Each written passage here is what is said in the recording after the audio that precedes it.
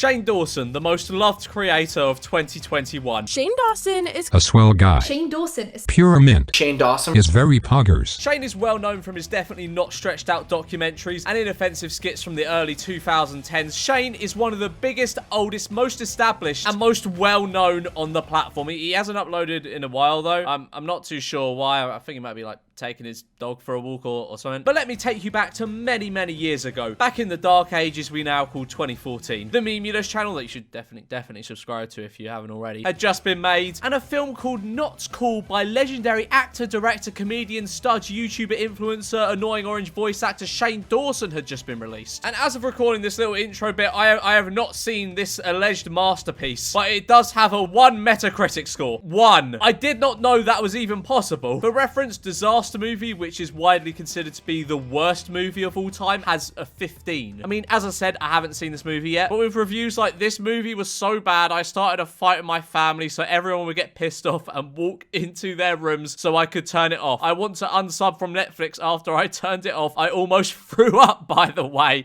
which is a real review that you can find on Metacritic, by the way. I didn't just make that up or inspect element anything. That's a real review, and based on that, this movie has to be something special.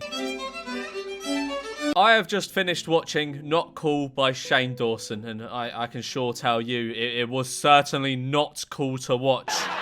Now, this movie came out in 2014, so it was kind of near the start of the YouTuber movie timeline. But to be honest, recently, we haven't really had any that I can think of, but we need to bring them back, really. Jake Paul, please make the Jake Paul movie. That would be very good. Please make it and release it in the cinemas. But the last YouTuber movie I can think of was Logan Paul's Airplane Modes, which was just a rip-off of Airplane. And that came out in 2019, but was supposed to come out in 2017, but was delayed for, reasons. So Not Cool was right when the big boy movie executives were seeing dollar signs from all the other great YouTuber movies like Fred the Movie and Fred 2 and Fred 3. But what's actually really interesting about Not Cool is that it was a competition entry on a televised movie competition where 2 directors, one of which being Shane Dawson, were given the same scripts to adapt and do whatever they want with, and whoever made the best movie won. And Shane Dawson won with it. He won the show. Imagine being an actual trained movie director and losing to Shane Dawson's Not Cool on national television. I'd rather eat my own shit. Also, I've only seen the trailer to the other one, and just from that, I can already tell it's better than Not Cool. Now, don't get me wrong, I wouldn't go as far to say as it looks like particularly interesting. Like, you wouldn't catch me snuggled up on the sofa on a Sunday evening with my 10 girlfriends watching this or anything. Although, to be fair, the material they were given wasn't exactly great. They were given a very generic high school-based comedy concept. Now, I can't find the show anywhere, but there's this video on YouTube called Shane Dawson Being a Jerk on the production of Not Cool, and for some reason whoever uploaded this decided to render it out in 6 frames a second. But even though it's janky, it's definitely worth having a look at. The script is not that raunchy. Somebody out there is a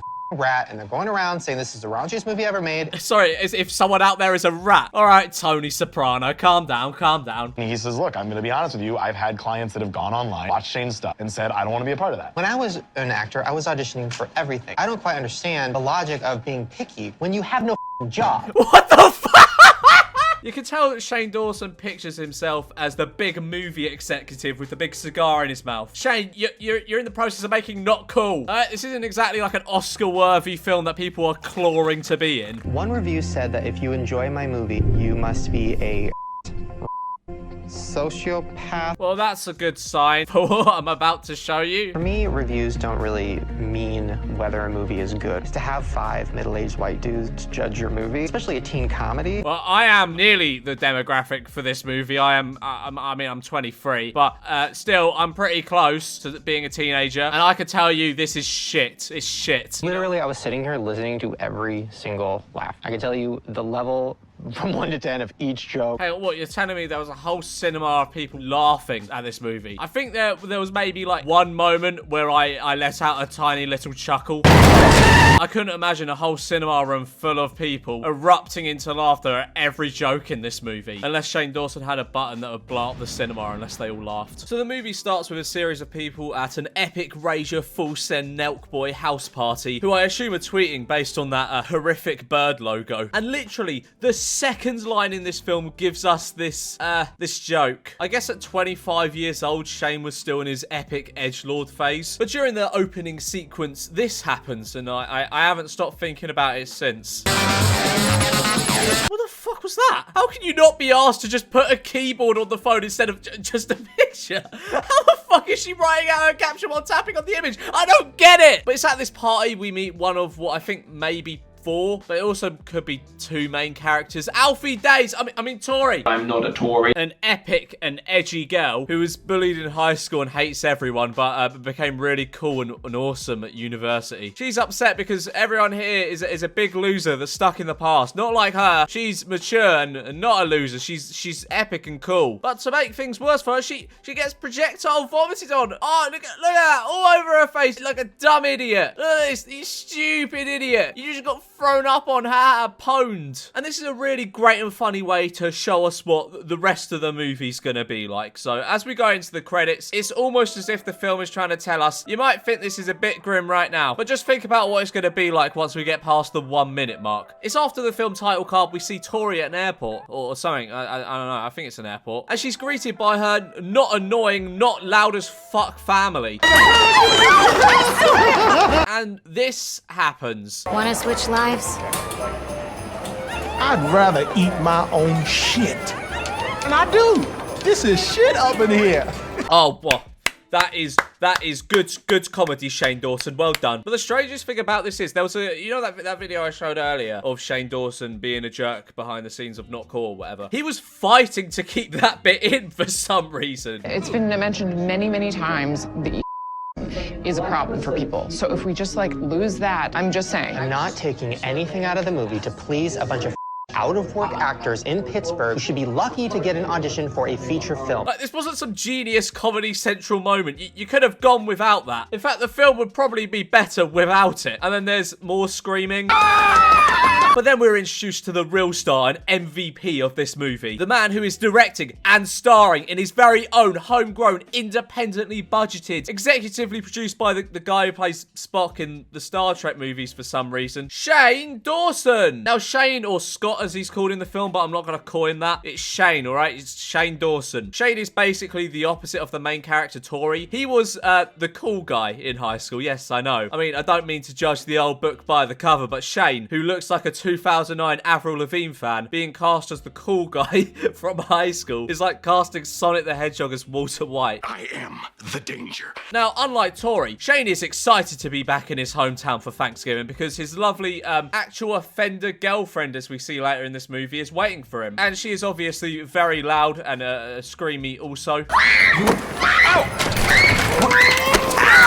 Then they go to the toilet to do stuff with each other that I'm not going to show. I'm not even going to blur it. You just get in this black screen. And then she suddenly breaks up with him through a glory hole in a toilet cubicle in like a half decent bit of visual comedy. But this is like about as good as it gets. I mean, I didn't even laugh. I was going to say I thought it was clever, but it's not that clever. It's just it's okay. The weird thing is though, the entire time that she's been in Shane's company, she was all over him. And then midway through welcoming him home, she starts crying and just leaves and breaks up with him. And that's one of the main issues that runs through most of Not Cool. It's that jokes are put so far over character. Not Cool is more interested in spending screen time showing characters eating shit and being covered in vomit over actually trying to use that time in any way to invest in its characters. Like, genuinely, this is basically 5 minutes in and we've already had someone be thrown up on, someone eat shit, and a lot of just screaming, if that even counts. Like, I don't even know if you could consider these jokes. They're just things. Now, don't get me wrong, jokes in a comedy movie are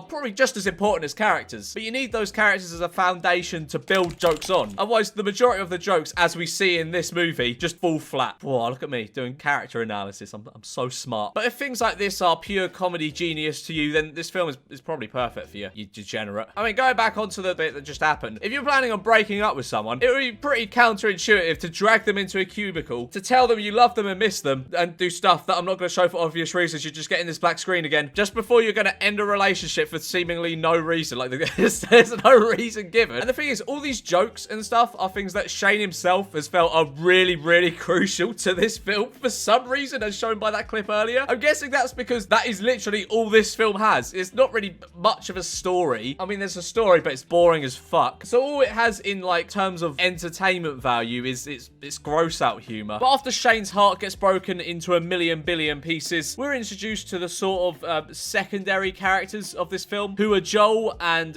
Shane's sister. I don't remember her name, in all honesty, but it's the Shane Dawson movie, so who cares? She honestly doesn't really do that much. The only reason she's in the film is to be the love interest of Joel, the ex-nerds guy at high school who in college is apparently like a proper stud or something. I post a lot of blogs about my wild adventures.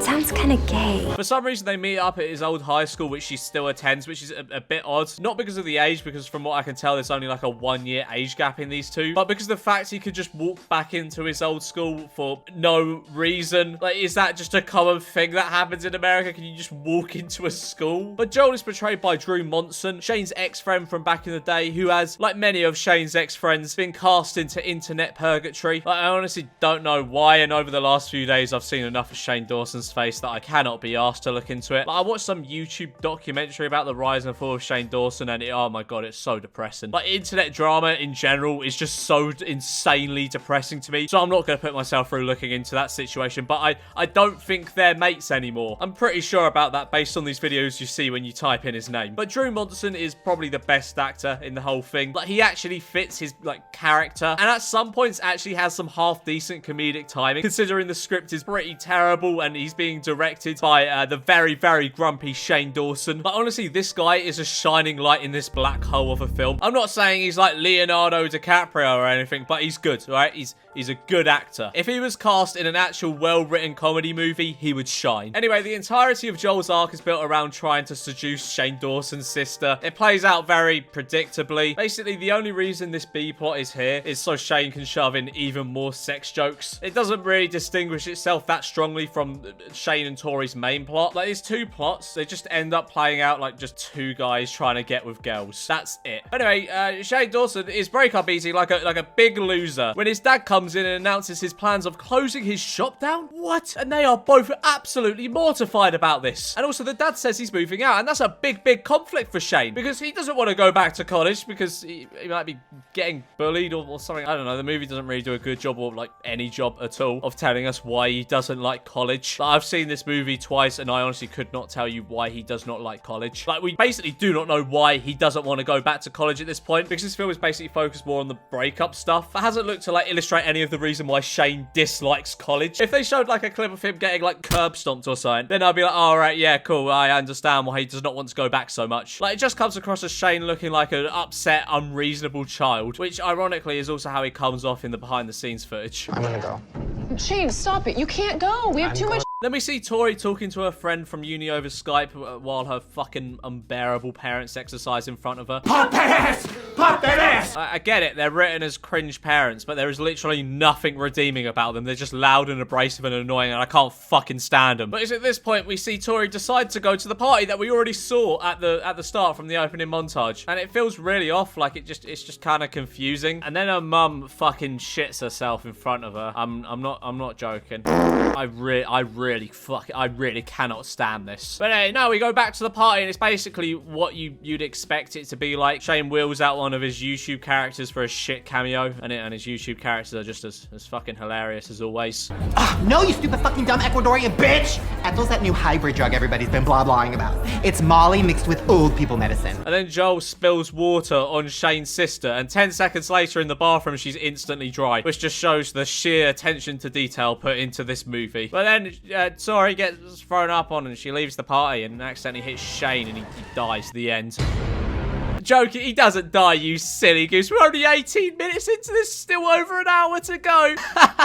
Oh. He convinces her to give him a lift, where we find out he's been tracking down his ex with his phone for some fucking reason. Then there's a really strange bit where they're driving along, and she compliments his hair and calls him attractive. She must be in a weird mental place to dump you, Mr. Perfect, with the amazing hair.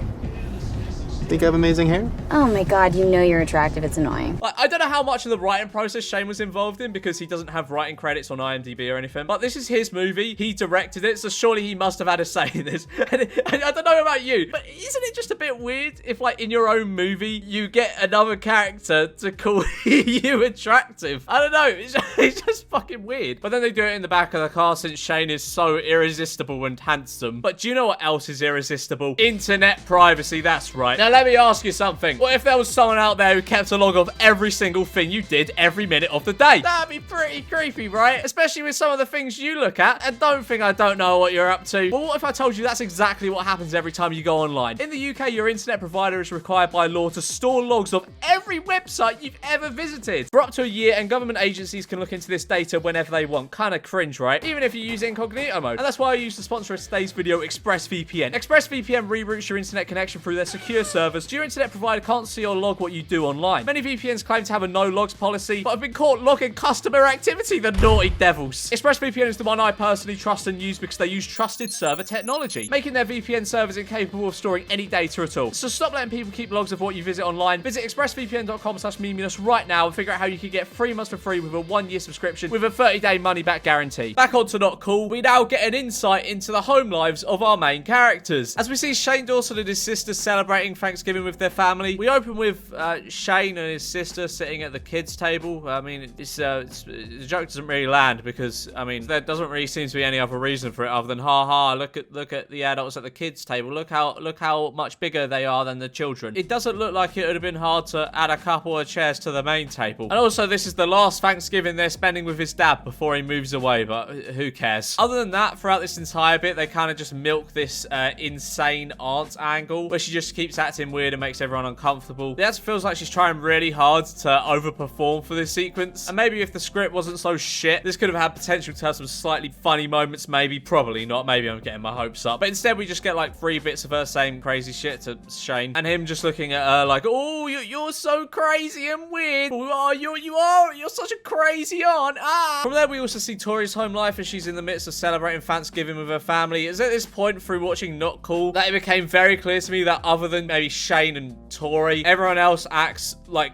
an absolutely insane person. Like what is in the water in this area? The parents shout and scream every line with like aggressively wide open bug eyes to the point where it's hard to distinguish them from the crazy aunt at Shane's house. Tori's sister, who's blind, is engaged to this guy that the mum really wants to fuck. What are you most thankful for? Well, other than this beautiful treasure of a man. The whole joke of her character is that she's blind, so she goes around feeling everyone's faces and is also occasionally good at doing things that blind people typically aren't. And also, she screams a lot. Of course. Shane decides he's going to gate crash Tori's dinner because she won't reply to any of his texts and he thinks he loves her now or some shit. Also, it's really obvious the mum wants to fuck Shane. Who's this stripping young man? The whole character of the mum is that she just wants to fuck everyone and no one ever mentions it. No one ever says anything about it. Not even the dad. He kind of just sits there. They play Dance Central. I would make a joke about this being an obvious product placement, but honestly, who actually gives one? Good on Shane for getting a product placement in this shit. That's actually quite impressive. So well done Shane for that. And then everyone screams. And while Shane and Tori are dancing together, Shane basically indirectly asks her out. Tori tells him he has an average dick. Maybe I don't want a partner who's merely average sized. Of course, she says he has an average dick because I don't think Shane would have it in him to imply he had a small one, even as a joke. Because, you know, he's so perfect and handsome and has great hair. Think you have amazing hair? And then she tells him to fuck off and Shane is sad. And I think this is what a sad moment is meant to be in this film. There is one bit in this sequence that made me laugh though, and that's when they all go, aww, and they're all looking at them, and then the blind girl is looking away. I thought that was funny. I thought that was good. Then we see Joel again, who's planning a study session he managed to book with Shane's sister. She's writing things she likes down from her Facebook to reference during their date, and he pretends she's blowing him over a picture. Where did you learn? Your mama teach you? Okay. Him and Tori go dress shopping for Shane's sister. And I've said it before and I'll say it again. The actor here who plays Joel is the only person who comes close to breathing any form of life into this film. Although the whole joke of this bit is he's wearing a dress because, that's women clothes. Men don't wear dress, lol. And then Tori sees Shane and he's been taking pictures of people getting tased and stuff. And they're really bad considering photography is supposed to be his hobby. I hadn't mentioned that before, but photography is supposed to be his hobby in this for some fucking reason. They never really do anything with it. But for real, these photos are fucking awful. I could take better pictures than that on my phone. And then he agrees to go on a date with Tori and gets tased by Kurt Angle. What? So now Tori is on her date with Shane and she decides to write him a bucket list, sort of like a bucket list with the goal of getting Shane to loosen up. The date is a series of little gags strung together of these two having the time of their lives and a song that reiterates the idea they're having fun. Oh, look at that's upbeat music in it. Wow, they're having so much fun. How can anyone not have fun with that music playing? Most of these are obviously sex jokes, like they play around with a a dildo, and then other stuff happens, like Shane gets his ears pierced and bleeds everywhere. Tori gives Shane a pot brownie, and they go on a thing up a mountain and show their asses. And then the homeless guy from before, who was really funny, and I really thought he should reappear, flashes his dick. Okay. I mean, I guess he was just such a good character that he had to be reoccurring. He was so important to Shane's message of this film. Now we get to watch Joel and Shane's sister hang out. The entire scene is mildly uncomfortable. Shane's sister isn't even really aware she's on a date with Joel. And Joel has made lists of all the things Shane's sister has liked for her social media. And then Tori reveals to Shane that she has given him a fake pot brownie. What? I mean, that's just like a really odd thing to do. Like, why would you do that? What is the point? And then she goes on this speech ending with, You have absolutely no idea what it's like to be a loser. yeah, too fucking right, big handsome stud. Shane Dawson with the amazing hair doesn't know what it's like to be a loser. Joel is still on his date with Shane's sister, and she realizes that he's been faking everything in order to impress her, but for some reason Shane's sister doesn't mind. In fact, she's kind of touched that someone would give enough of a shit to go through that trouble to figure out what she likes, and decides to go with him to the next surprise. Honestly, I couldn't give less of a shit about this B-plot. At this point in the movie, other than a couple of bad gags, I got 3 words. Diarrhea. Am I right? Slam dunk! what? The film is just kind of going straight forward, and it feels very boring and bad. There's one bit where they're on a football field, and it's so boring, I'm not even going to talk about it. Joel surprises Shane's sister with some fucking people playing Degrassi music. I don't fucking know. Maybe it's because I'm British, but what the fuck is that? And then they kiss and she leaves, and who cares? Shane and Tori end up fucking again because he's so hot and cool and has amazing hair. Think I have amazing hair? And after they have an argument or something, but honestly at this point I zoned out, so I don't know what it was about, to be honest. Then Joel reveals a big shock that he was a virgin the whole time. What? That's mental. So Shane's sister promises that she's gonna get Joel to lose his virginity at this party that's happening because friends don't let other friends stay virgins, apparently. I wish my friends were more like that. Now we're into the final act of the movie, Fang Fuck, and it's nowhere near as dense as the second. It's mostly set at Sharif's crazy rager. So this means we get not just one, but 2 hilarious teen movie Nelk Boy frat party epic house party sequences, with the second being just as funny and hilarious as the first, packed to the brim with all of Shane's high-tier, funny, quirky characters. Slam dunk! Fuck. Bitch! We see Shane talking to some of his old high school blokes about how sad it is that he messed it up with Tori, and they're being all broy and blokey, like, oh, isn't Tori like a well big slag? Why are you set with like a well big slag? It's at this point that we're unfortunately reintroduced to Shane's ex-girlfriend. She beats up a girl and then threatens a girl in a wheelchair, I guess because she's overprotective of Shane. Shane refuses to get back with her because he still loves Tori. So Shane's ex-girlfriend takes him upstairs, and I honestly don't want to talk about this next bit that much because it's honestly pretty grim. When I said that she was an actual offender at the start of the video, yeah, in the Shane Dawson movie. Through this entire bit, he's saying how he doesn't want it, and the movie kind of just portrays it as, oh, it's just a crazy girl doing crazy things, which is just fucking mental. And it's even more mental that even after this bit, people voted for it to win that competition. And then fucking Tori walks in, and Shane's ex takes a picture of her crying and sends it to everyone at the party. And then Shane, who seems to be coping really well with the fact he's just had that happen to him, tries to explain the situation to Tori, but she's having none of it because Tori believes that with men's physical advantages over women, that this is not something that men can be subjected to. It's truly fucking mental how this movie portrays something like this. And then everyone at the party gets a picture of Tori crying, and everyone starts mocking her. Who cares? So Tori is at her house and she's ready to get drunk. But Shane arrives at her house unannounced again and decides to shave his head and apologize for everything he ever did, which I don't even fucking know what he did. He also apologizes for the thing that just happened to him. What? So, what? I mean, that doesn't really send a good message out at all. He professes his love for Tori, and then they dance and live happily ever after. The end. So, not cool. What can you say about not cool? Is it the worst film ever made? Probably not. Although it's not far off. I'd say a disaster movie is probably still the worst movie I've seen, and it will keep hold of the patented Memulous Bad Movie Award for now. But this movie's still definitely not good. I mean, where disaster movie is just a bad cash grab movie, this is just fucking boring. It's so shit. Like, at least with Disaster Movie, it was so fucking off the wall that you didn't really have time to be bored. With this, it's just dead. It's predictable, uncomfortable, unfunny. There's no real merit to this film. The only merit is the gimmick of it being made by a YouTuber, Shane Dawson. Because to be fair, you can't really say that many YouTubers have made their own films. But yeah, Not Cool is not cool. So I guess I'll give Not Cool the Intercontinental Boring Movie Award, which isn't as prestigious as the first award I gave out, and this one isn't patented. So in this sense, that's more of a failure, innit? Right, but anyway, guys, I'm gonna leave it there for today's video. I hope you did enjoy. This video has taken a long time, so if you did enjoy, please be sure to like, subscribe, and leave me a nice comment saying that was a good video, George. Well done. I'd like to see another video like this, please. But yeah, I'm gonna have a lie down now. So yeah, in a bit.